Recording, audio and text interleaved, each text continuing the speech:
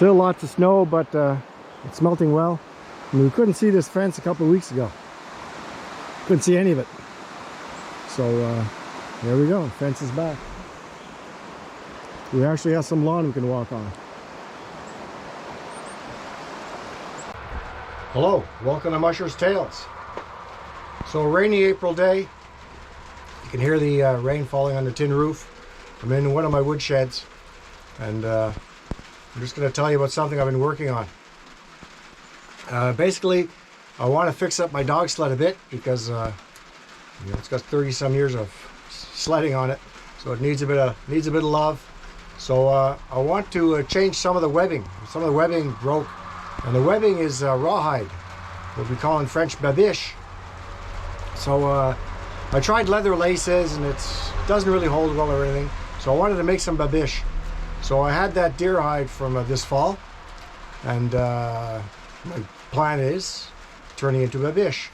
So the first thing I did, after leaving it lying around for way too long, is what you see on all the other videos there is that you scrape the leather side and get as much fat as you can off of. Didn't do a great job with that because basically I let it go too long and it dried, and parts of it are quite thick, especially around the neck. I'm used to fleshing things, but not deer or moose or thick things. Thicker the hide, well, sometimes the more work it is. I don't know. It didn't flesh as well as a bear or anything, but I think it's because basically I killed a deer in November, and I threw the hide in a pile in another shed, and I only worked on it in the month of March. So I think that's 99% of the problem. So then you have to take the hair off. So taking the hair off, I read a few different ways of doing it. Basically, if it would have been summertime or anything, I just would have put it in the river for a while with the bacteria in the water in the river. Would have got it going in a hurry, because what you're doing basically is you're rotting the hide enough for the hair to slip. So it wasn't, the river's obviously frozen in that time of year, in March. So I took a tub and filled the tub full of water, and I put the tub in the bathtub so I wouldn't dirty the bath too much. And I just left it there for, I don't know, a week to 10 days. Then all of a sudden my wife's saying, kind of, what's that smell in the basement? So she knew I was up to something. The downstairs bathroom, we don't use it unless the kids are up. So took that outside, started scraping it, and went okay, but didn't go great. There's lots of spots that weren't ready. I wasn't ready. I didn't want to leave it in the house any longer. So what I did then is I took a bunch of ash from the wood stove and mixed that in the water, and put that outside, because that was when we had our warm spell. And what happened, obviously, is it got cold again. So everything froze like a brick. So I left it there for, I don't know, a couple of weeks. And then finally, when the weather warmed up a bit, well, I dumped it out and thawed it out, and all the fur scraped off quite well. I'll show you what I used to scrape off in a few minutes. So once it was scraped off, I tacked it out. And this is a tacked out hide right here. Now you'll notice there's a lot of holes. Don't necessarily blame me for the holes. Some of them are mine. Most of them are from the butcher. What you have to remember is when I skin things for the fur, but when a butcher skins things, he skins things for the meat. So he doesn't care about the hide at all. So he skinned it out, put a few holes in, which doesn't matter at all for what I want to do. And this is the hair side, what you're seeing right now. So this is hair side sticking out. And the flesh side is here. Still see some ash and stuff on it. I gotta be careful because I put more tacks on this, and all these tacks are just ready to stab you. Whoa, there we go. Okay, so this is the flesh side. So you see there's some dried on hair. That's easy to take off. And yeah, so this is what it looks like. Now, to make the babiche, I'll put this back with that stuff. to make the babiche, what you have to do is you have to cut some circles out of the dried hide. So anywhere I have a circle, like here, I can have like I got a big, I can have a big circle right here, maybe 10 inches in diameter.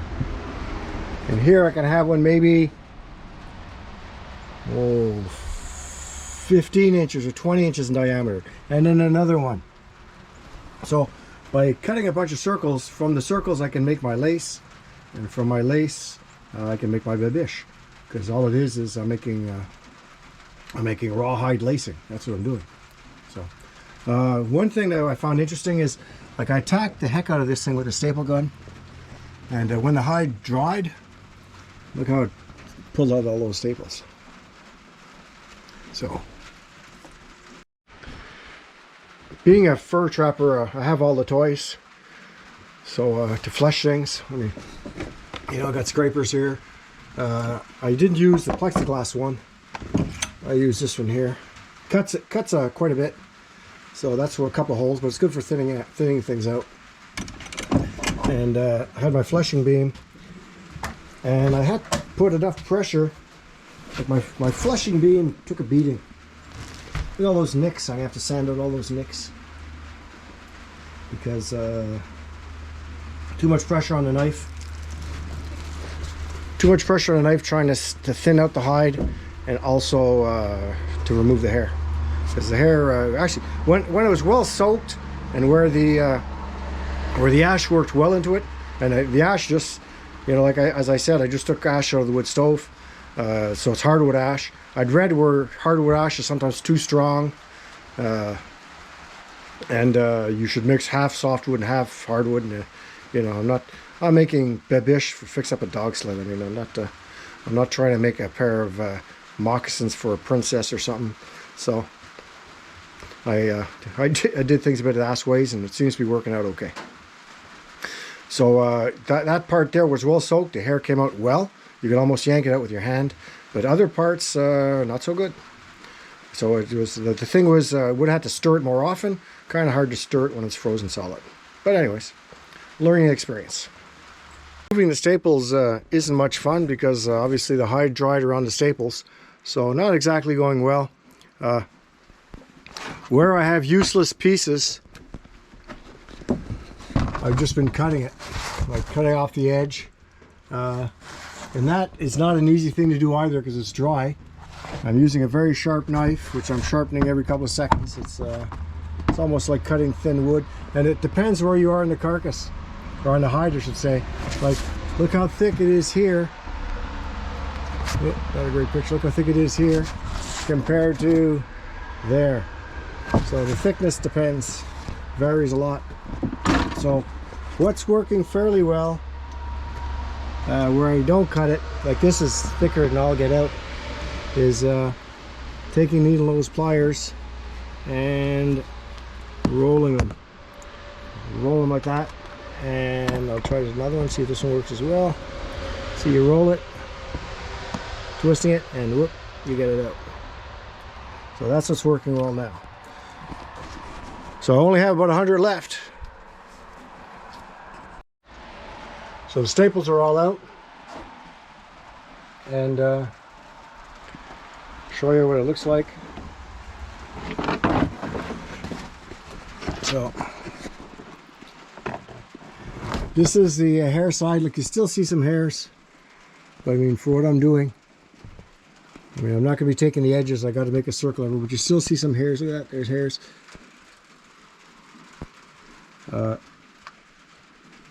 There's still a top level of the dermis, I guess, or epidermis.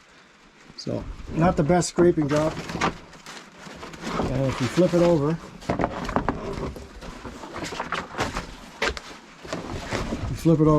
you see what it looks like. It's a lot of the ash is still there. I'd have to wash it. I gave it I brushed it as much as I could, but if I washed it, it'd be better. But I mean, I'm not making. If I was making leather or something, but I think also if I was breaking it down, if I was tanning it and breaking it down, I think a lot of that would disappear too. So, anyways, the The next part will be drawing and cutting the circles. So I'm going to start by making some small circles by tracing things. If we go right here, put that there, I can get one. I go right up to a hole. And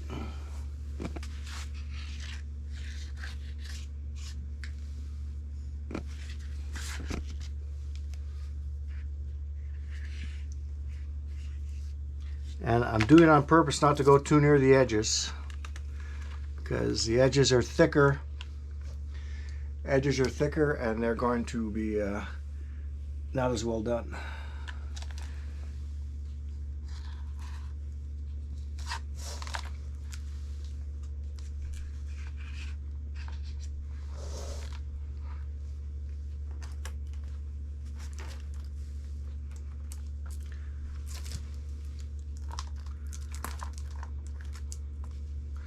This one or this one, eh?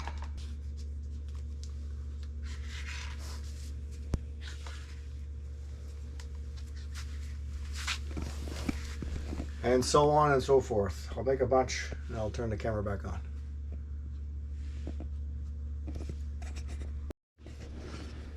So I have all my circles traced. I have a bunch of them. And I just traced, I just used different size buckets and tapes to trace. And now it's to cut out these circles.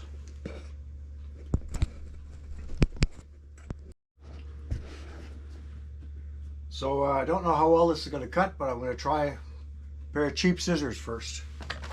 And whatever I get cut, gets cut. I think the trick is to cut some off, and then I can work on it.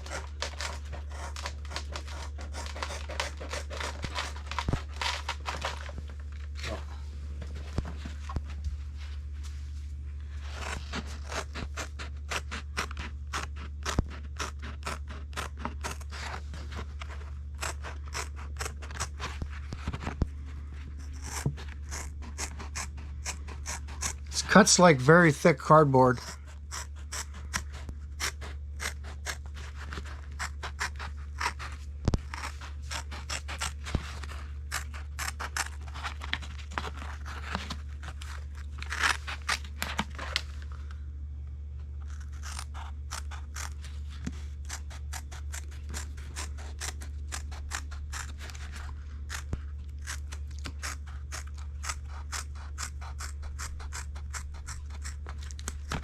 And here you have it, a coaster, a rawhide coaster. This is scrap. If you look at it, there's too many holes. Maybe I could make another circle here, but the goal is I'd only have a little strip about 10 inches long. And look, you have like still some fur here and everything. So this is going in the garbage for me. So that's how we're going to cut it up. A bunch of these discs cut. My wife wanted to try cutting one in the spiral by hand, and this is what it looks like. And we're going to try another technique to cut our spirals. The goal is to have long pieces to work with. And so the idea is you cut them in a spiral and you have a longer piece. So I'm going to try to rig something which I saw in an old book on how to cut a spiral. So this is how I saw how to split it. Basically, it's two knives. The back of one knife is just as a guide. Then I have a super sharp knife, and can you just hold this please to the other hand? Yeah. Okay, we're being careful so we don't cut it. Okay, and by pulling through,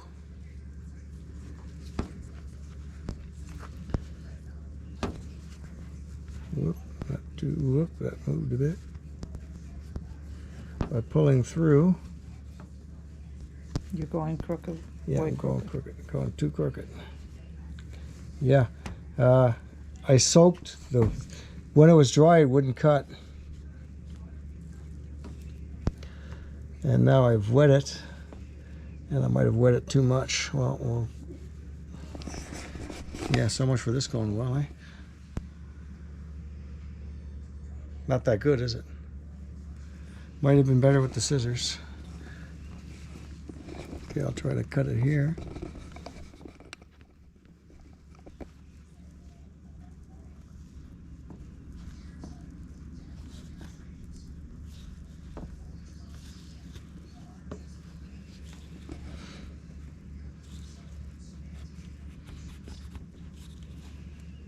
I think you need some resistance, like it It's might too be soaked. too wet. Yeah, it might be too wet. As we'll finish doing this one.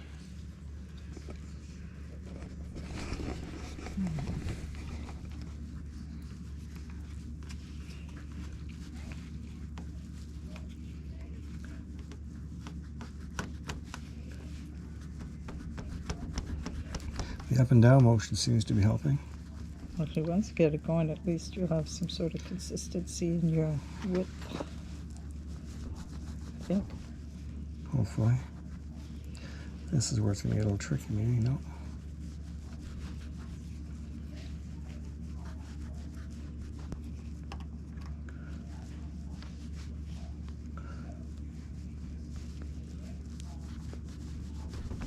Here it's thicker.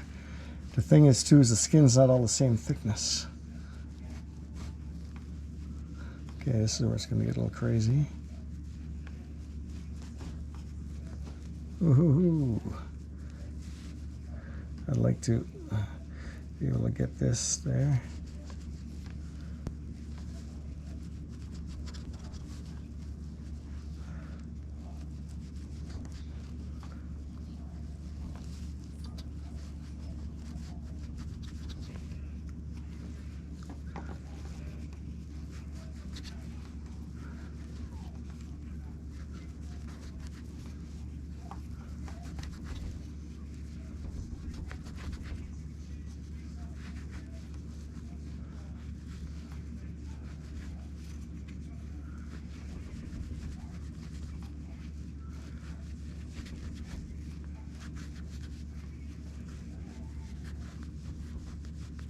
Can you just move your hand a bit? Move it back? Okay, thank you. Because I'm afraid of cutting myself. I want to be to the side.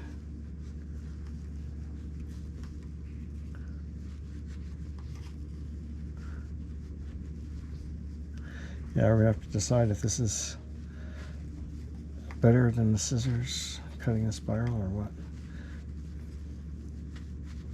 Right now, I'm not so sure. Oh. And the reason for the spiral is you want to have as long as possible. Yeah, well, I don't think it's anything to write home about.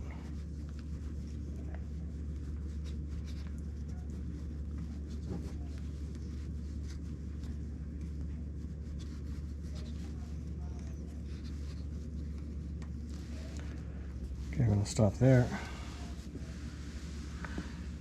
Okay, now we'll compare the scissor one to this one. I think the scissor one's better.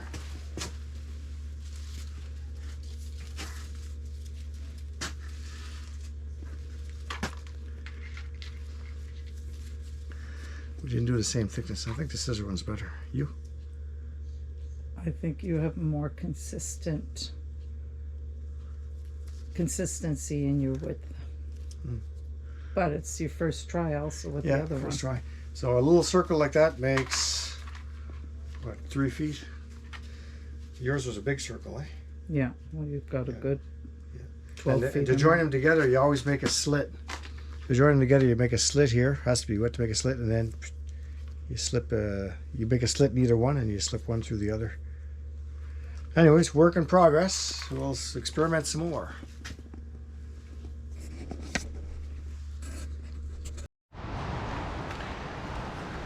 So using the 2 knives, scrap that method.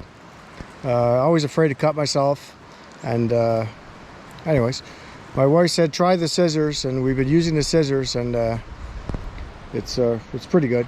I mean, you do a bit, and when you're tired of doing a few circles, you stop. I probably already have enough done right now.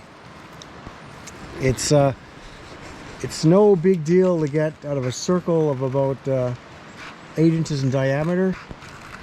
By cutting about 1/4 of an inch wide, or maybe a little bit more, it's pretty easy to get over 6 feet, which is all kinds to work with.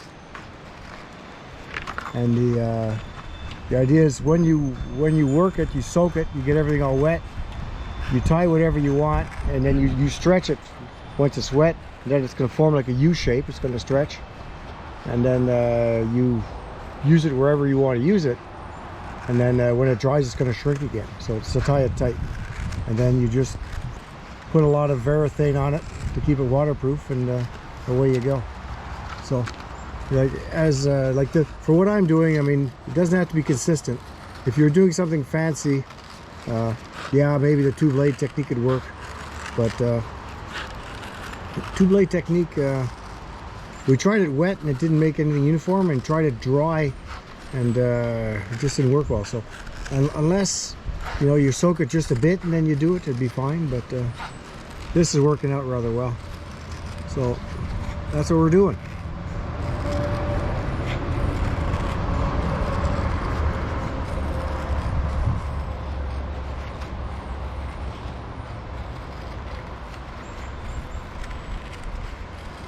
And the more you get towards the end, the more of a pain it is, because you have to keep turning more and more and more, obviously.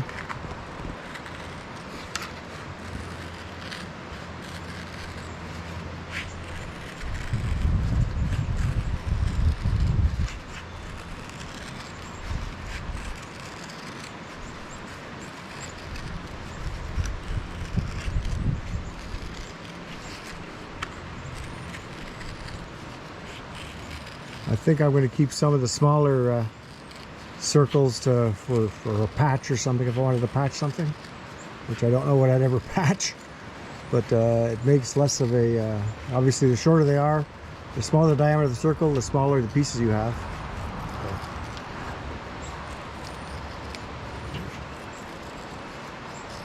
And at the end there's always a piece which we're keeping about the size of my thumbnail.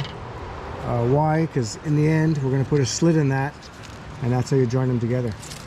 So stretch those out, honey, just to show you how long it's one piece.